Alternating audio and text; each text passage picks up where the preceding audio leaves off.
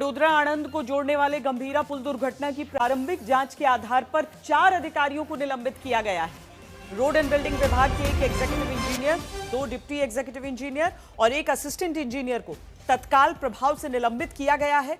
मुख्यमंत्री ने दुर्घटना से प्रभावित गंभीरा पुल की अब तक की मरम्मत, निरीक्षण और गुणवत्ता जांच पर एक रिपोर्ट तैयार करने की जिम्मेदारी विशेषज्ञों की एक टीम को सौंपी थी। मुख्यमंत्री भूपेंद्र पटेल ने जनहित में सुरक्षा को ध्यान में रखते हुए राज्य के बाकी पुलों का भी तत्काल निरीक्षण करने के निर्देश दिए हैं।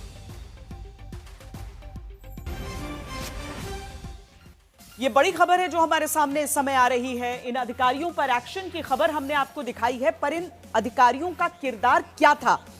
जिस डिपार्टमेंट में वो काम कर रहे थे उसमें उनकी तरफ से किस तरह की जिम्मेदारी निभाई जा रही थी, हम सीधे आपको लिए चलते हैं हमारे संवाददाता अतुल तिवारी के पास, जो कि हमारे साथ सीधे उसी जगह से जुड़ रहे हैं। अतुल, ये समझाइए कि एक तो मुख्यमंत्री की तरफ से ये जो निर्देश है कि बाकी जो पुल हैं पूरे राज्य के उनको भी जांचना है, ये एक बहुत स्वागत योग्य कदम है।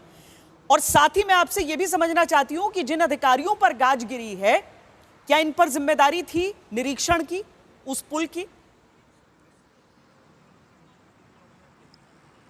बिल्कुल, जिन 4 अधिकारियों को सस्पेंड तत्काल प्रभाव से किया है, बिल्कुल इस पुल की मरम्मत की जिम्मेदारी उन्हीं की थी। और जो एग्जीक्यूटिव इंजीनियर का बयान थोड़ी देर पहले हमने भी दर्शकों को बताया, एम नायका वाला, वो जब घटनास्थल पर पहुंचे तब उन्होंने साफ कहा था कि इस ब्रिज की आयु 100 साल की थी। 40 साल पे इस ब्रिज में जो नुकसानी आई है वो किस वजह से आई है, वो जाँच के बाद पता चलेगा।